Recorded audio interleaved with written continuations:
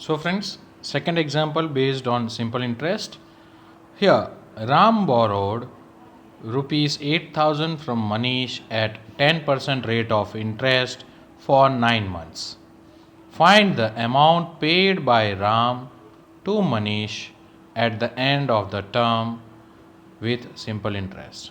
So here we find that principal amount is rupees 8,000, then rate of interest is equal to 10% per annum. Okay, per annum means PA, annually. Okay, and time is given 9 months, so he has taken for 9 months only.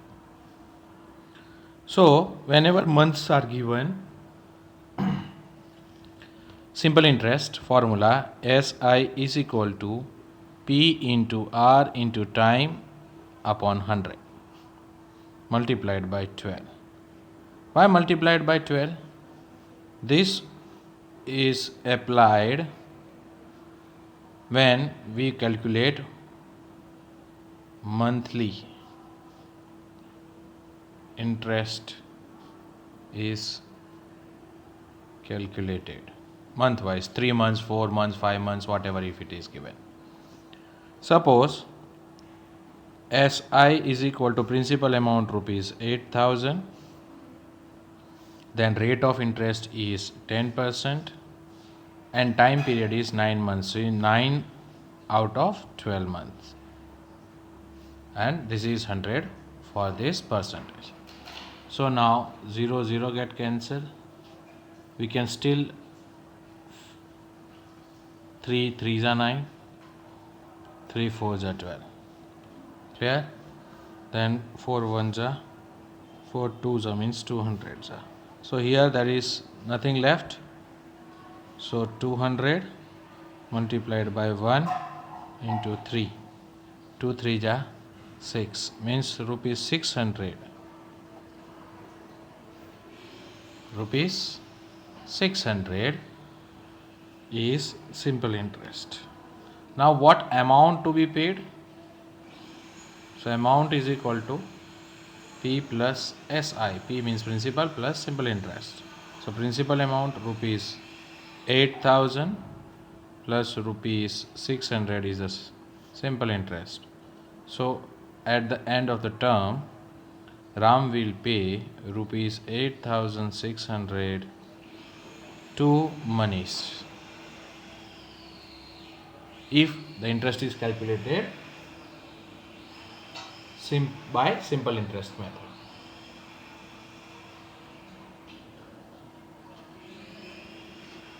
Now something new. Here the example of your textbook Standard 8 NCERT, example number 11, page number 129.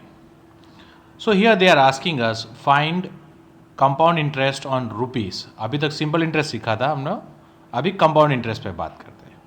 So find compound interest on rupees 12,600 for 2 years at 10% per annum. Compound interest annually means compounded annually. Here there are two different way. That was a long method and this is a short method. This is a amounting method where we get directly amount. Okay, and the step by step. Suppose 2 year दिया तो first year का निकाला, then we add this interest to the principal amount and then we proceed for the second year. Okay, so that is also one of the way.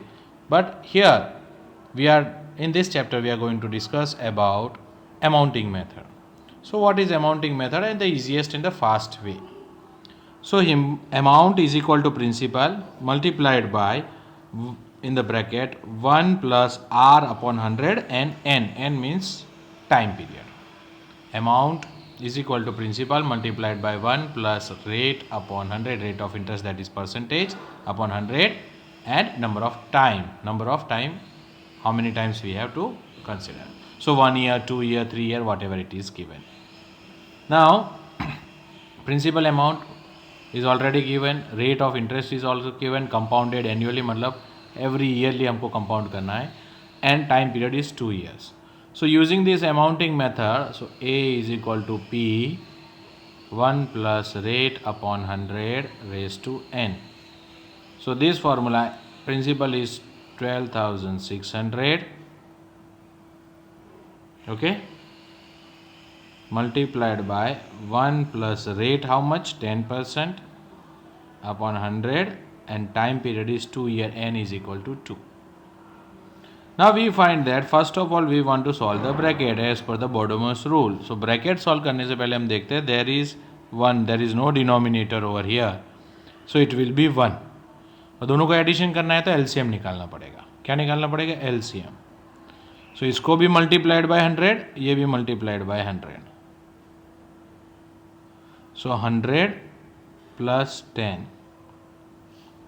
So it will become 12,600 multiplied by 100 plus 10, it will become 110 upon 100 square. Means 2 time इसको करना पड़ेगा. 2 time है ना, 2 years.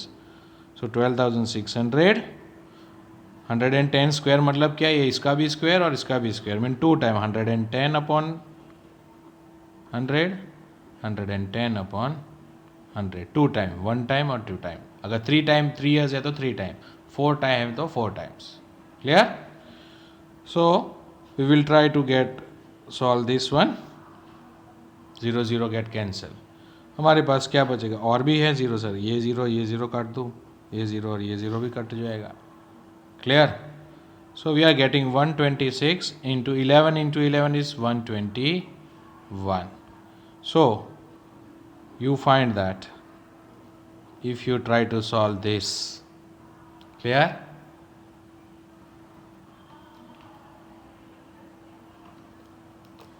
How much you will get?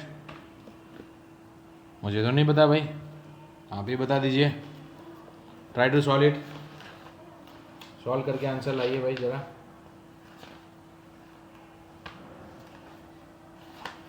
15,246 rupees. So directly amount we have found, and this will be paid by at the end of the term, means at the end of the 2 years. Now we need to find total CI.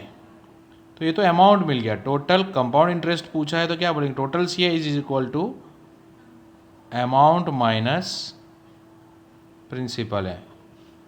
So amount is equal to 15,246 minus 12,600. So what we are getting? Rupees 2,646 is compound interest, and amount will be paid this one. So अगर amount पूछा है तो this one, compound interest पूछा है तो this one. So this way by amounting method easily आप लोग 2 years, 3 years, 4 years annually अगर calculate करना है तो हर बार अलग अलग कैलकुलेट नहीं करना पड़ेगा. Together you can solve it. Clear? Now we will learn for half yearly and quarterly. ठीक है? So for this some notes are also very much important, and then only we will proceed further for that. Okay, so some important notes on your screen. Yes, rate compounded half yearly. अभी तो annually वाला सीखा. Half yearly मतलब semi annually भी बोल सकते हैं. Sometimes they give the word semi annually.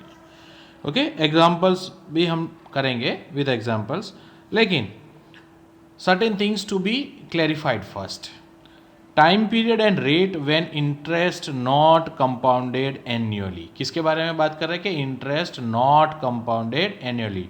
तो दो चीज़ों पे ध्यान देना है, 2 things, time period and rate. Clear? तो इसमें डिस्कस करते हैं. The time period after which the interest is added each time to form a new principal is called the conversion period. conversion period मतलब एक टर्म पूरा हुआ दूसरा term शुरू करते हैं, कन्वर्जन पीरियड। अब इसमें क्या करते हैं कि वैसे इंटरेस्ट निकाला, फिर वो प्रिंसिपल अमाउंट के साथ इंटरेस्ट भी ऐड कर दिया, तो फिर न्यू प्रिंसिपल मिल जाता है, और न्यू प्रिंसिपल मिलता है तो वो नेक्स्ट ईयर के लिए फिर वो हम मेन प्रिंसिपल गिन के कैलकुलेट करते हैं सेकेंड ईयर के लिए। Now when the interest is compounded half yearly, okay, जैसे इसमें half yearly, there are 2 conversions period in a year each after 6 month. अगर 1 ईयर है और 6 मंथली हाफ ईयरली कंपाउंडेड करने के लिए बोल रहे हैं, स्पेसिफिकली वो लिखे थे कंपाउंडेड हाफ ईयरली, ऐसा बोलेंगे।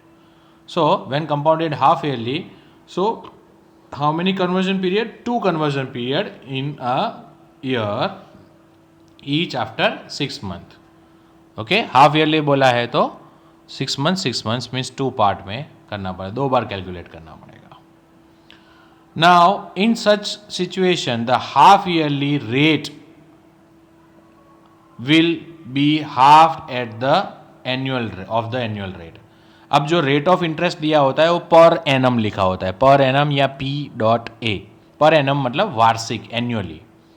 अब हाफ ईयरली कैलकुलेट करेंगे तो इंटरेस्ट भी हाफ ईयरली कैलकुलेट करना पड़ेगा, आधा ही इंटरेस्ट देना पड़ेगा। So rate divided by 2, clear? वो सम्स करेंगे तो थोड़ा और क्लियर हो जाएगा। Now suppose in case the interest is compounded quarterly, quarterly भी होता है तो क्वार्टर को याद रखना, at that time 4 conversion period in a year. Okay, 4 conversion period in a year means 4 बार हम लोग को कैलकुलेट करना पड़ेगा if 1 year time period is given. Okay, so time में हम लोग लिख देंगे। Secondly, rate of interest will be also क्या हो जाएगा? 1/4 हो जाएगा। अगर सपोज 10,000 दिया है तो हाफ ईयरली में कितना होगा? उसका हाफ, 10 का हाफ कितना होगा? 5%। और 1/4 मतलब कितना हो जाएगा? 1/4 ऑफ द एनुअल रेट। अगर एनुअल रेट 10% है उसको divided by 4, so 10% divided bye 4 करोगे, आपको करीबन मिल जाएगा 2.5%। ठीक है, और यहाँ पर भी अगर 10% बोला है तो डिवाइडेड बाय 2 करेंगे तो हाफ ईयरली कितना होगा वो कैलकुलेट किया जाएगा 5%। Concept clear? सो 2 जगह पर ध्यान देना है, टाइम पीरियड कितने कन्वर्जन्स होंगे पीरियड, और रेट ऑफ इंटरेस्ट क्या लगेगा। ओके, पर एनम लिखा हुआ है means annually. Clear? So this things I will send and you have to note down in the notebook also. Once again you try to repeat this and get the idea. We will now proceed with the example of half yearly. Half yearly interest पे कैसे calculate किया जाता है, clear? बढ़ते हैं उसके लिए illustration number 12. So on your screen illustration number 12. What amount is to be repaid on a loan of rupees 12,000 for 1.5 year?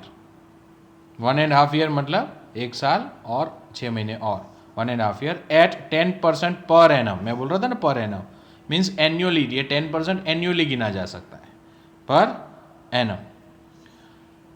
और कंपाउंड इंटरेस्ट वो लोग कैसे कैलकुलेट करना चाहते हैं? Half yearly.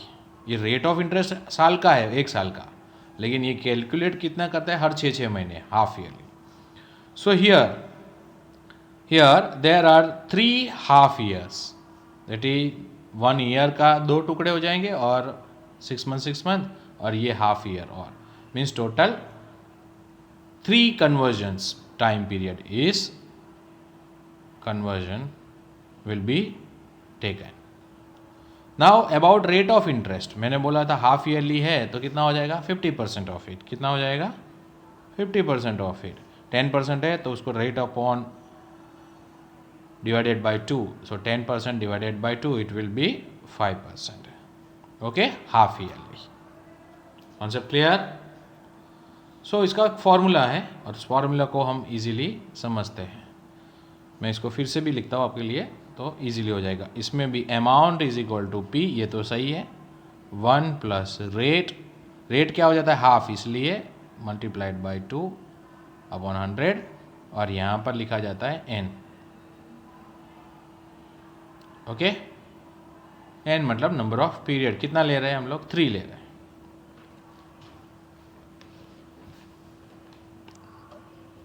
सो हमने यहाँ पे n तो ले लिया 3, कन्वर्जन्स हमारे लिए 3 थे, हमने पहले ही इसको कैलकुलेट कर दिया है 3 कन्वर्जन्स, इसलिए हमने 3 ले लिया।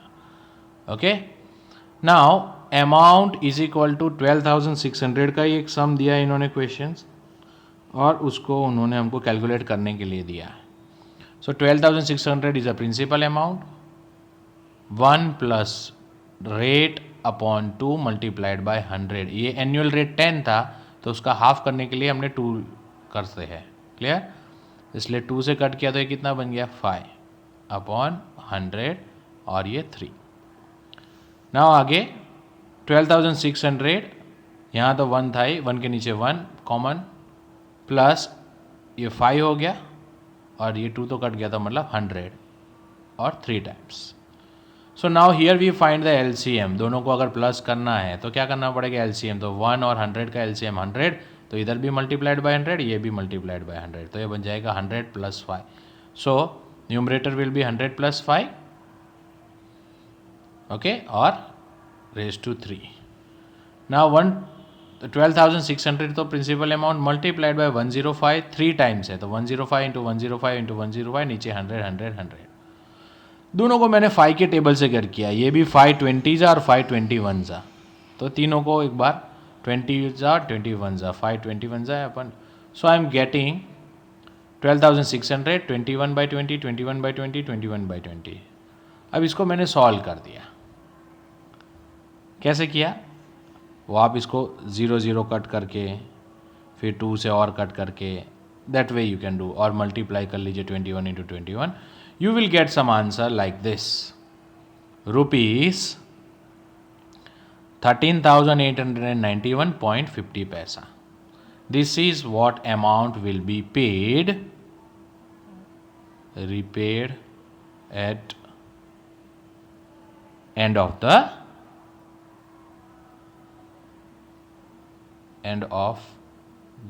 term, जो 1.5 year है उसके बाद वापस करेंगे। नाउ उसमें कंपाउंड इंटरेस्ट कितना लगा होगा, मीन्स हमको कितना ब्याज देना पड़ा एक्स्ट्रा इन अ लोन। सो कंपाउंड इंटरेस्ट के लिए क्या करना होगा, अमाउंट माइनस प्रिंसिपल। अमाउंट ढूंढना होता था तो क्या करते थे, प्रिंसिपल के साथ कंपाउंड इंटरेस्ट या सिंपल इंटरेस्ट प्लस करते थे। ये अमाउंटिंग मेथड में क्या हो जाएगा, अमाउंट में से प्रिंसिपल माइनस कर दो तो आपको बचेगा वो होगा कंपाउंड इंटरेस्ट।